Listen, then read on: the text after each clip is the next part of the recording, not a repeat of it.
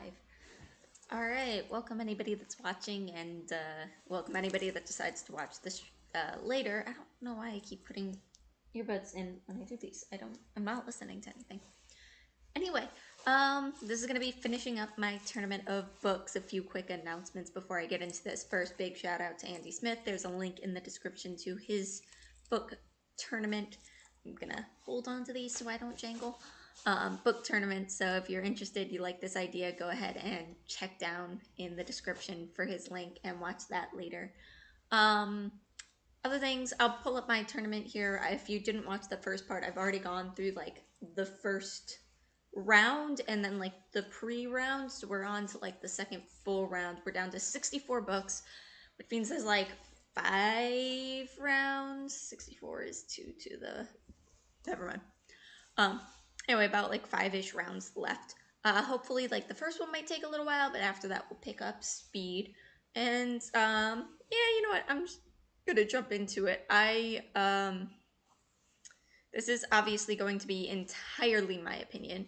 Like, I'm not gonna try to justify it like this is objective, because it's not. It's not going to be objective at all. So here it is. So this is what we already have. And I'm gonna go ahead and reveal. Let me go ahead and move. Make that full screen, make that look a little nicer. All right, and I'm gonna go ahead and reveal our, where's the font color button?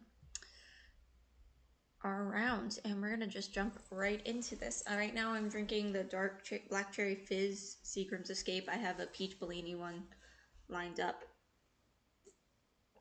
for when I finish this. All right, A Closed and Common Orbit by Becky Chambers, or A Memory Called Empire by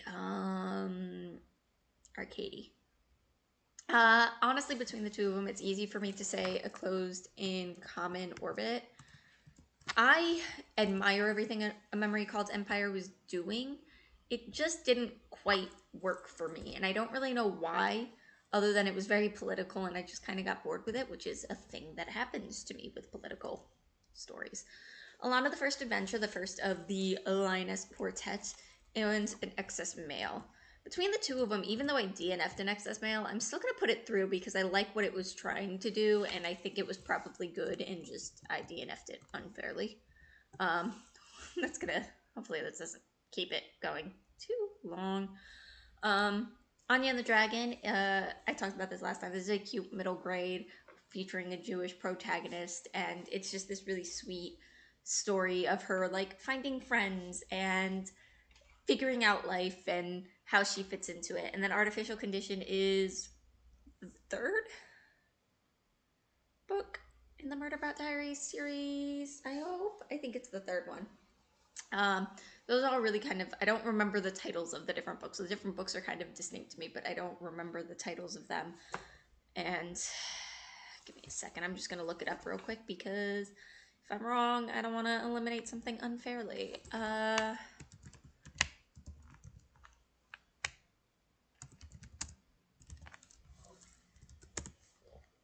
Artificial Condition is the second one. Oh, okay. In the fact that it's the second one, that one I'm going to go ahead and say that's the one that's going to go through, because I like this one the most of the Murderbot Diaries, so it deserves that. Ascension or Before They Are Hanged, this is pretty easily Ascension to me. I really loved Ascension, and I don't know, maybe if you all read it, we can single-handedly make the author write the sequel, because I really, really loved it. I loved everything it was doing, and I want more. Black Enough or Black Sun? Ooh.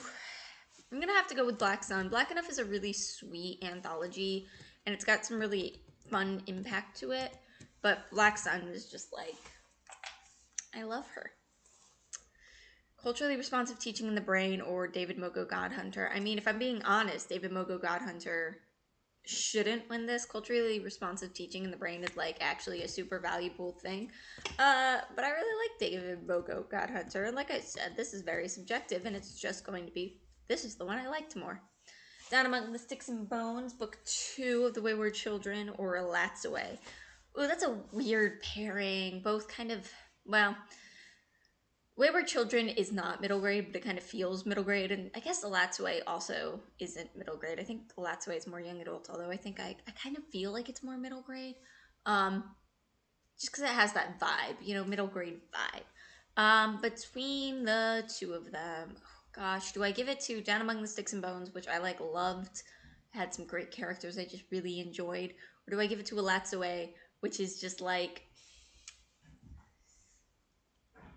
says something important? I think I'll give it to Alatsue.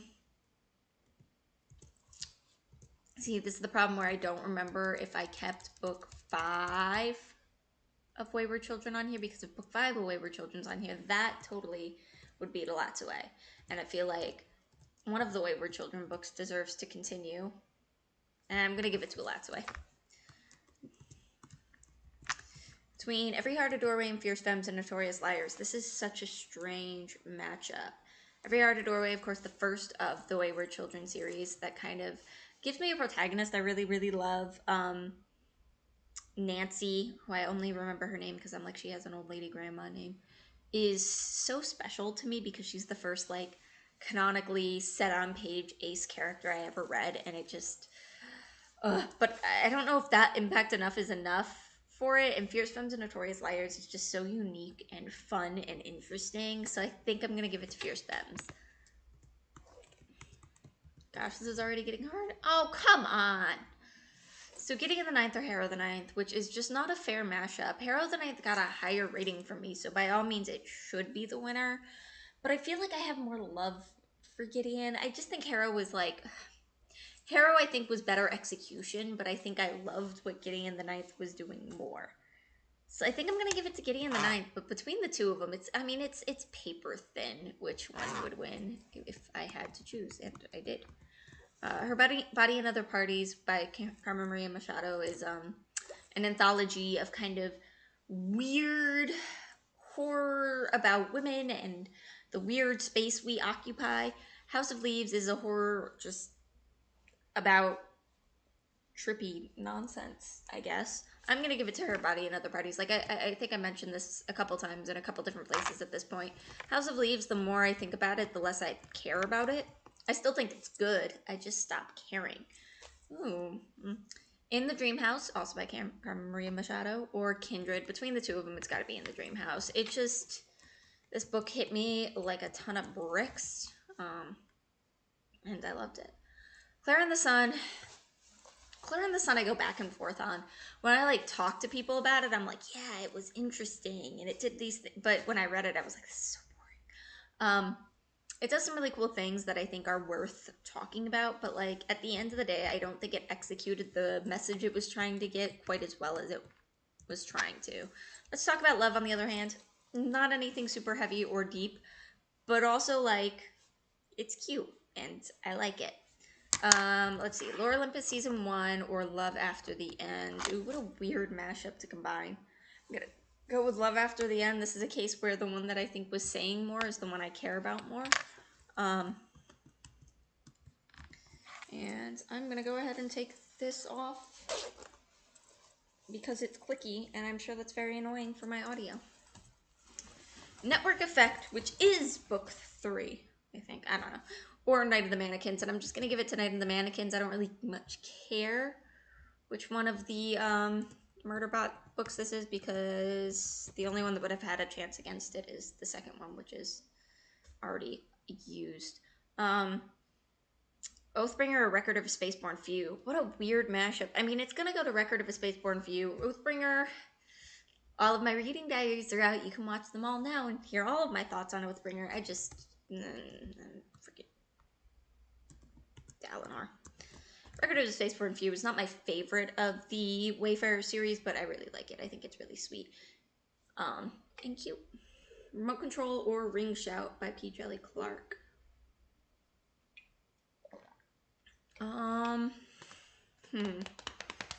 Both novellas, both had some really interesting things they were saying. Both were kind of this weird, fantastical, real world thing going on. I think I'm going to give it to Ring Shout. And this is really, really inopportune time, but I have to go to the bathroom so bad. So, we're gonna go ahead and leave this up for a second, and I'm going to go run to the bathroom as quickly as I can because I have to go so bad. Can I just mute this mic for a second? Nope. Well, I'll be back in a minute.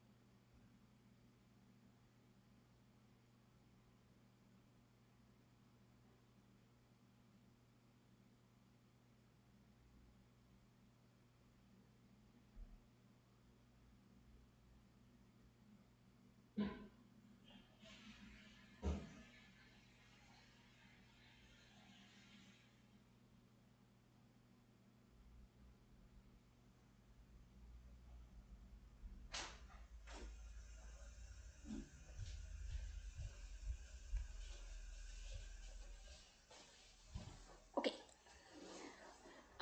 All right. Where was I at? So we are at. Let me find the right window. Okay. 7 Years to Sin and Ship of Destiny. Between the two, it's got to be Ship of Destiny. 7 Years to Sin was like fun. That's really all it was. Ship of Magic or Saruland? Saruland. Ship of Magic is the first of the Live Ship Trader series, and it's good. It's a good book, but Saruland is just River Solomon just has this amazing storytelling ability. Like, I mean, so does Robin Hobb. All right, let's give credit where credit is due.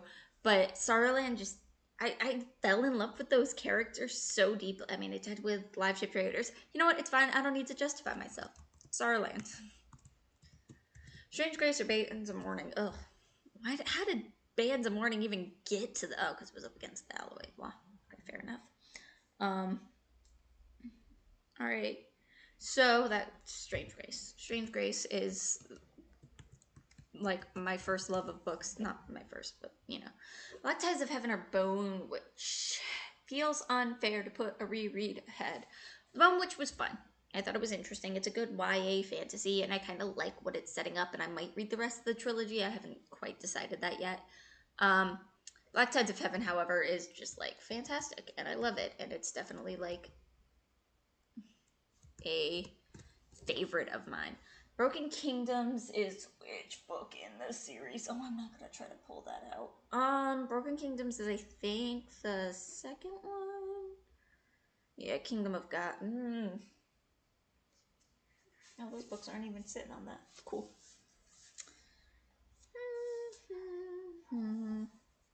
Yeah, Broken Kingdoms is the second one. Okay, Broken Kingdoms. It's really tight, kind of, between the first and the second one. I like the second one a little less than the first one, but there was some stuff in there I really loved. The Deep by River Solomon, also loved. Like I said, they are just a fantastic storyteller, but I think I'm going to give it to Broken Kingdoms. Like, it's a very tight thing between the two of them, but Broken Kingdoms was just doing something so interesting. Dragon Republic and the 5th season. Oh, that's not fair. So, 5th season is the first of the Broken Earth trilogy. And the Dragon Republic is the second. That's up there. I'm looking for it behind me. Second of the Poppy War. It's my favorite of the Poppy War. This is so hard. I'm gonna give it to Dragon Republic, but am I? I'm gonna take a moment to check in the comments, see if there's anybody even watching. Hey, there's some people that are watching. That's good. Golly, I cannot make this decision. Somebody tell me. Oh God, the Dragon Republic of the 5th season. The 5th season or the Dragon Republic.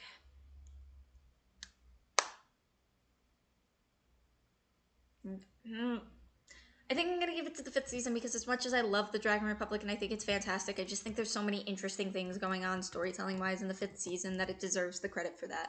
Galaxy in the Ground Within or The Grace of Kings?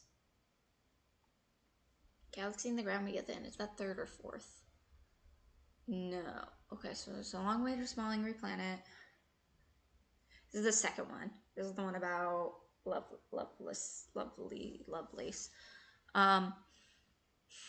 I'm gonna give it to The Grace of Kings just because that one surprised me so much.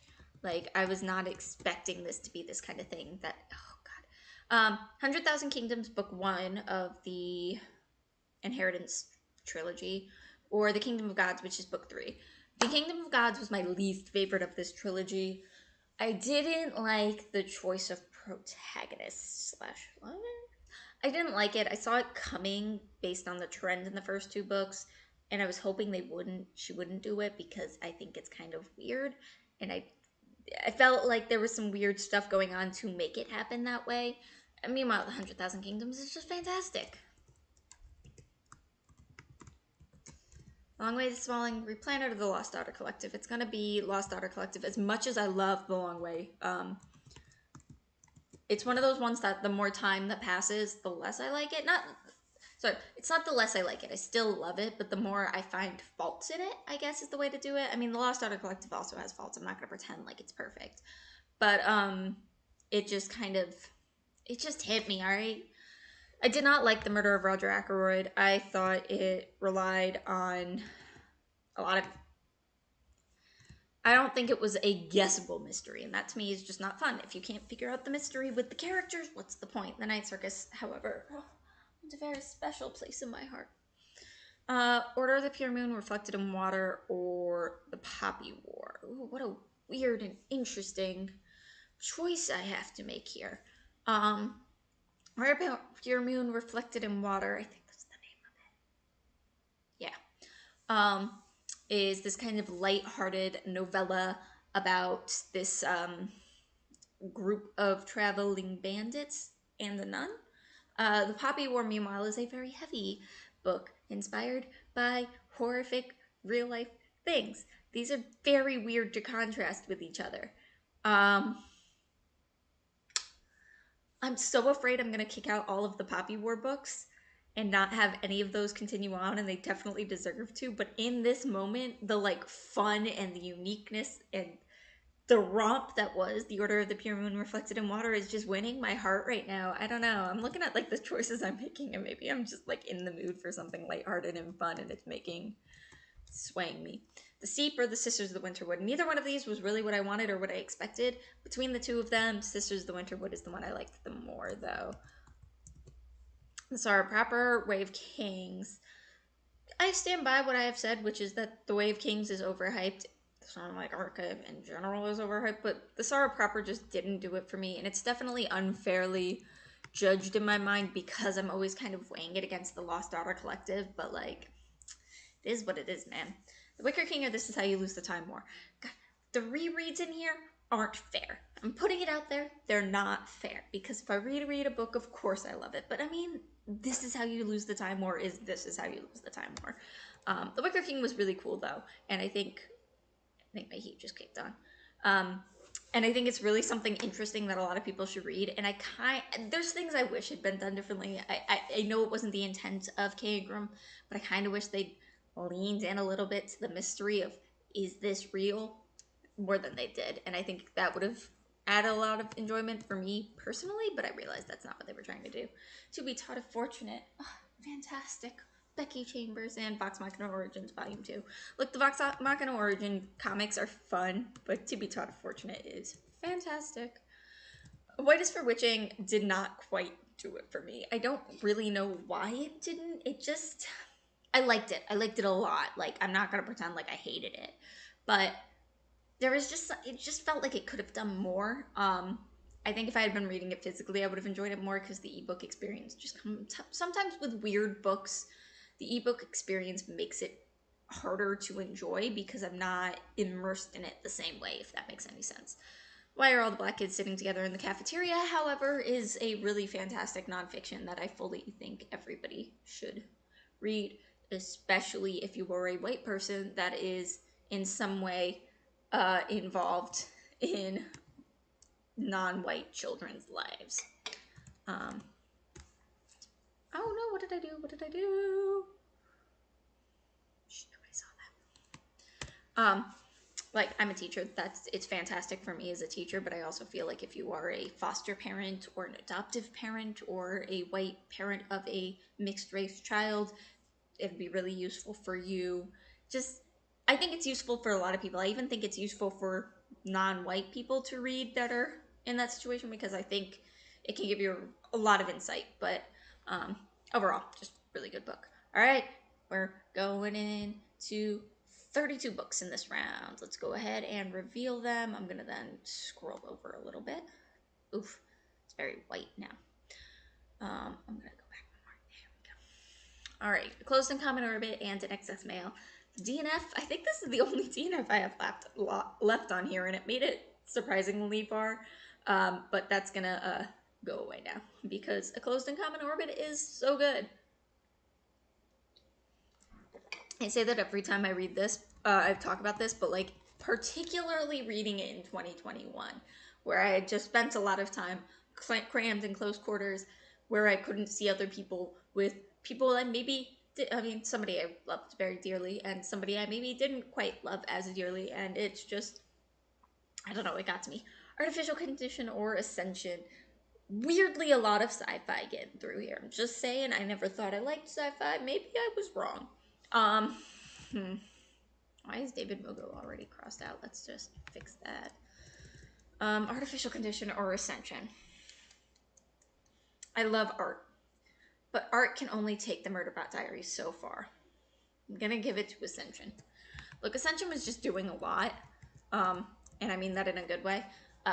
It had, the chronic illness representation, the queer rep, the racial stuff, it was just so good, and such cool, creepy, weird twists. I loved it.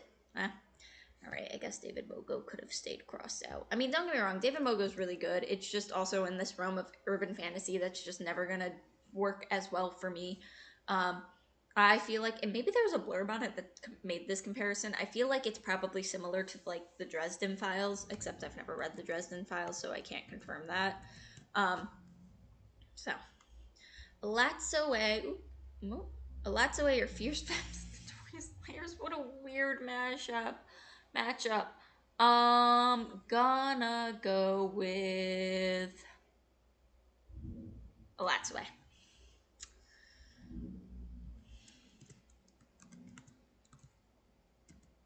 Is that the halfway part? Oh, no, that's not halfway.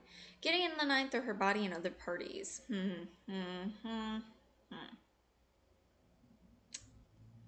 What a weird. I'm gonna go with Gideon.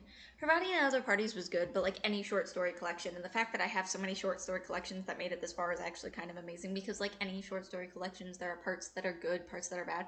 This one had a story that I liked the concept of, but did not work for me, which was just Law and Order SVU episodes, but like summarized as like the victimization of women in them, which is like such a good concept if I cared about Law and Order SVU. But because I don't, it was still interesting in concept, but then it went on for so long. And particularly listening as an audiobook, it was a little rough. Gideon, however, flawless. I love her. I would not go that far. Okay. In the Dream House or Let's Talk About Love. What an unfair thing. Oh gosh, that's upsetting to see next to each other. It's gonna be In the Dream House. Like I said, I've said this every time. This book just hit me. I think I really heavily recommend it for anyone sapphic, for anybody curious about queer relationships, whether they are queer or not themselves. Love After the End of Night of the Mannequins.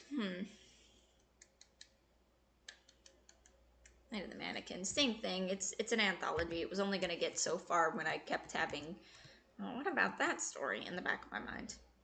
Record of a Spaceborne Few or Ring Shout. Record of a Spaceborne Few is book 3 of Wayfarers.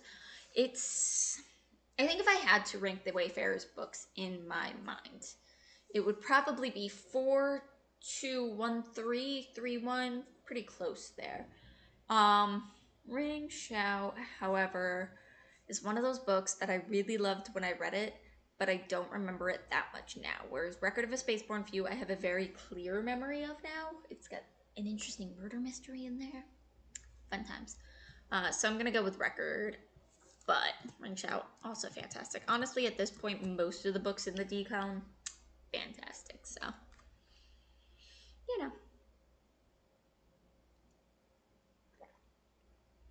Ship of Destiny or Starland. Ooh, what an unfair comparison. What an unfair thing to make me have to do. Ship of Destiny or Sorrowland.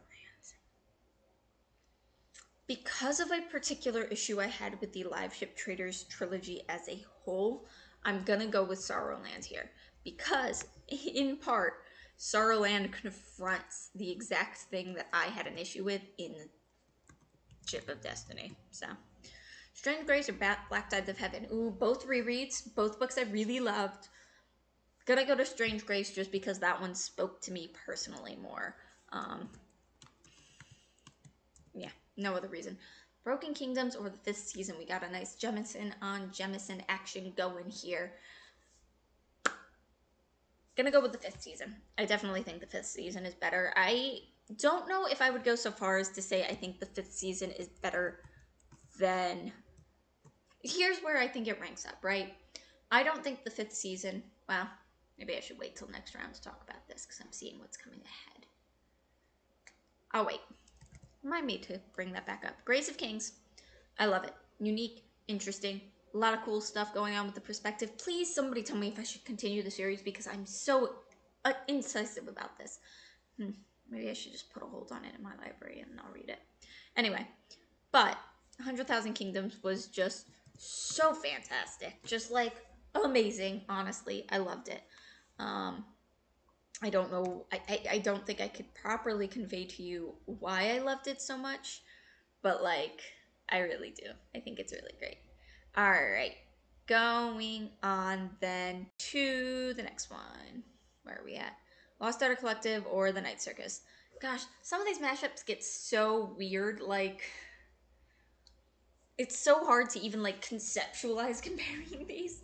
I guess there's some complicated father-daughter relationships in both of these. Do I go for the emotional impact of the Lost Daughter Collective or the more objective, well-writtenness of The Night Circus? I think it's unfair to say, try to imply that I think it's unfair to imply the Lost Daughter Collective is not well-written. It's fantastic. So, yeah, it's gonna be the Lost Daughter Collective. I don't know why I try to, like, fight putting this through. I just think it's, my struggle with the Lost Daughter Collective in particular is that while I love it and I think it did a lot of things for me, I do not think it's for everyone, you know? Order of the Pure Moon, Reflected in Water, the Sisters of the Winterwood. I think this is where the Sisters of the Winterwood see their end. It was cute, it was fun, it just wasn't deeper than that. Yeah, I mean, there was an attempt at, like, some deeper messages, but I don't think they really worked out quite the way they wanted to. Also inspired by real-life events, which is really cool, I think. The Way of Kings, or This Is How You Lose the Time War. Bye-bye, Sanderson. As I said last round, This Is How You Lose the Time War is This Is How You Lose the Time War. Oh no, what did I do? Oh no. I did something. Okay. Oh no. Oh no. I'm doing a lot of things right now. Okay. Fixed it. To be taught fortunate or what a terrible pairing. Okay. Let me think.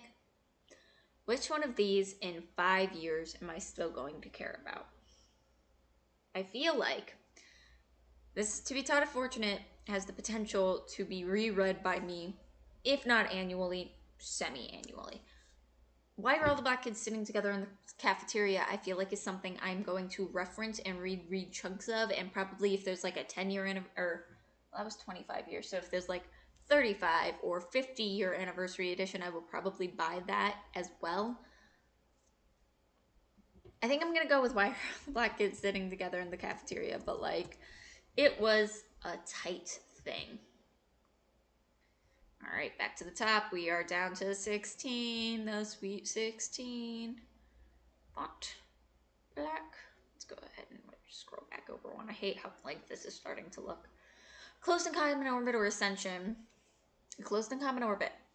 Ascension's great, but it will never beat my real love, which is Wayfarers. That's not true. It might have beat some of the other Wayfarers books. Black Sun or Alatsue. Black Sun. Like I said, after that first round, I told you it'd get faster. Alright. Gideon the Ninth or In the Dream House. No, don't make me choose. They both have this really fascinating, excellent writing style that I really love. They both had an emotional impact on me, although one in very different ways. They both did so many interesting and unique things. It's not fair. You can't make me choose. Alright, let's go with Gideon the Ninth. But I don't want to, and I want the record to show this is done under protest. Night of the Mannequins, Record of a Spaceborne Few. Oops, sorry. Went all wonky there. This is where Night of the Mannequins goes. Record of a Spaceborne Few. It's a really close thing though, but like, I think sometimes I love novellas. I love a really well thought out, well done novella. I think there's something so special about an author that can pack a big punch into such a small package. That said, I think at the end of the day, if they're at like the same quality, similar levels of quality, and one is a novel and one is a novella, the novel is going to win out just because it gave me more of that, you know? Saurlander's Strange Grace. Alright, I've been saying the rereads have it unfair, but I'm gonna have Saurland win over Strange Grace. I love Strange Grace, and I think it's fantastic, and I really do think everybody should read it because I don't know that anything can make you understand me more. That said, Saurland has some recency bias and something that it's new and exciting. I think that's maybe influencing this. I also I don't know. I think it said similar things to Strange Grace at times. I don't know. I think it's one of those where it just has that little bit more oomph to it. Alright, here's where I get on my high horse here. 5th season, 100,000 Kingdoms. I will say, as a series, Broken Earth is better than the Inheritance trilogy. As a series. That said, I think the 100,000 Kingdoms is better than the 5th season. I feel like this is probably not a popular opinion among N.K. Jemisin fans, given that the 100,000 Kingdoms and the Inheritance trilogy as a whole is just not nearly as popular as the 5th season and the Broken Earth trilogy as a whole, although the 5th season in particular is super popular. 100,000 Kingdoms, not really. That said, I like... Maybe it's just the romance. That's so bad. There's something... I think the 100,000 Kingdoms was almost like a prototype that allowed the 5th season to exist. Anyway, that's that. Lost Daughter Collective, Order of the Pure Moon. Order of the Pure Moon, super fun. Gonna go with the one that made me cry, though. Oh no, what did I do? How do I undo that? That's not what I wanted to do.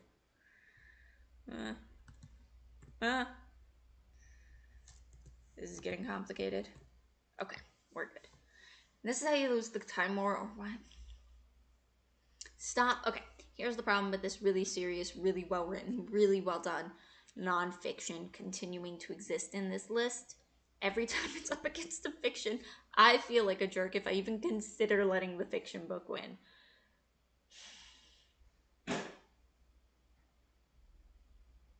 I'm so sorry, I don't know what that was.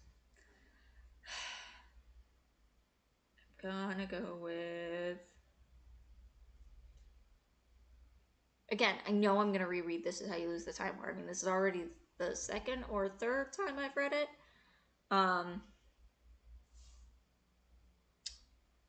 But I just feel like in an everyday conversation, I'm more likely to bring... Well, these are the weirdest criteria I'm giving it, but like, I love Time War. I love Time War dearly, but this is just... It's a good book. It's a really good book. All right, where are we at? Is this the quarter, semi, and then finals? This is the quarterfinals, I think. I think this is called the quarterfinals. I don't know anything about tournaments and sports and things. Oh no, my formatting's wrong. Let me fix this real quick. Alright. Closing common orbit of Black Sun. What an absolutely wild question to ask me. I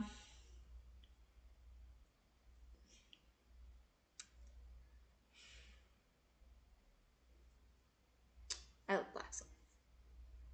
I feel like I'm at this point where like I have to justify cutting anything off because I personally love it, and you may not have any investment in this, but okay. I love Black Sun. I love it a lot. I'm really excited for Fevered Star. I am interested to see where the story goes. Narampo owns my entire soul.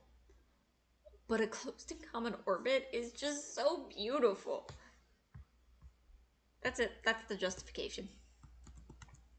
Which is to say, there really isn't one. Oh, that's doing weird things. We'll get back to that. Gideon the Ninth. Oh, dang it. I thought I got all of these. All right. Gideon the Ninth versus Record of Spaceborne Few. Oh, God. How did two of these books get through this far? They're great. I'm not... That sounded like derisive of them. But really, it's just... It's weird. I'm going to give it to Gideon the Ninth. Record of a Spaceborne Few is really interesting. It's kind of amazing to me that my least favorite and or second to least favorite of that series got this far, when my second favorite did not, but like, it's fair. Sorrowland versus, I just have to accept that I did not format this far. Sorrowland or the 100,000 Kingdoms. I think this is kind of getting into that novella novel situation, except it's not a no. Sorrowland is Sorrowland a novel or novella? How long is Sorrowland? Not relevant.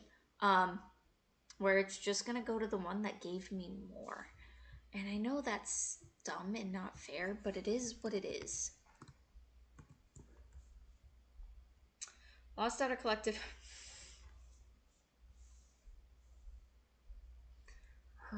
Every time I get to I should see it coming. This list is not that long at this point. It's been at the end every time. And every time it's still, oh God, I have to put something against this. I am finally going to let it lose. Not to say it didn't deserve to win all of those other ones, but I have recommended The Lost Art. I also did that with The Wire. So one of the things I use to judge how much I love a book after the fact is if I feel compelled to go on Facebook and recommend it to all of my family and people I knew in high school, then it was a good book because I feel like it's good enough to justify yelling into the void about. Not that I don't do that about a million books because I have a booktube channel that gets like 12 views, but like you get the idea. And I did that with both of these books. But I feel like Why Are All the Black Kids Sitting Together at the in the Cafeteria is more, I don't want to say typical, but it's the kind of thing you expect somebody to recommend on Facebook. Lost Daughter Collective was me like pouring my heart out about a book that was really just meant for me. That's why I'm putting Lost Daughter Collective through. This list is we're gonna get to the end, and this list is gonna tell me what I already knew, which is that The Lost Daughter Collective was my favorite book of 2020. All right, what are we down to? The four. This is the semifinal, semifinals.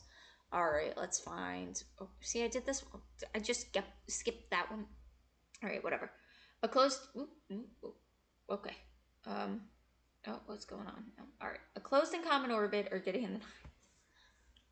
Oh God, why do all of these pairings feel so unfair? This is also just highlighting how diverse yet also similar my taste is, because all of these are very, very different books, but they all have one thing in common, which is they're all real weird. All right.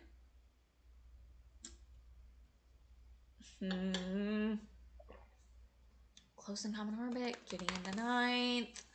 Come on, somebody tell me. All right. Let me think of all the things I loved about them. I just noticed. Sorry, I haven't been watching the chat. Hi, Leslie. I don't know if you're still watching, but I love you.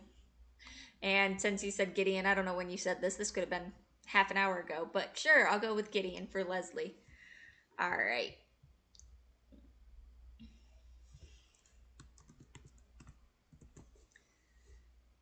Okay, okay, okay. And down here. Oops, 100,000 Kingdoms. I would never have expected the 100,000 Kingdoms to make it this far in this series. Um, I loved it. Don't get me wrong, I loved it. But like compared to some of the other things I read that had like we're saying something. I love the 100,000 Kingdoms, but it's really not saying much other than like rich people are jerks. Now there's more to it than that, but like wow, it's kind of amazing this got that this far. If I'm being entirely honest.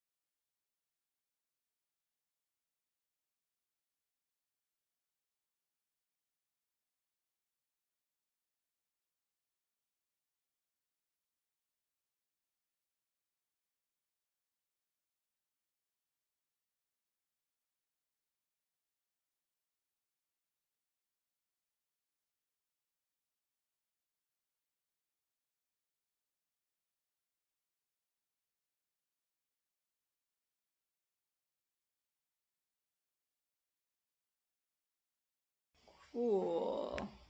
Oh, now it's back. Okay, well, um, sorry for that. I don't know how long that was going without sound, Leslie. I'm really sorry.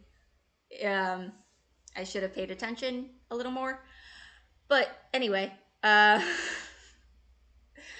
end of this is a mess. The end of this was a mess. I'm sorry. But thank you for watching, Leslie.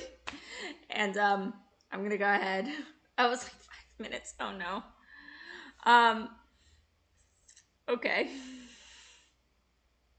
Okay. My laptop died and I just think it went kind of downhill from there. But all that to say, I really love this book, and I think everyone should give it a shot. It's definitely not for everyone. It's definitely for me. And I want to talk to more people about it, even if they hate it. Like, even if people read this and hate it, I just want to talk to people about it because I love it that much. So I want more people to read it. And that's going to be it. Thank you for tuning in. I love you. And I hope you have a wonderful evening. Bye.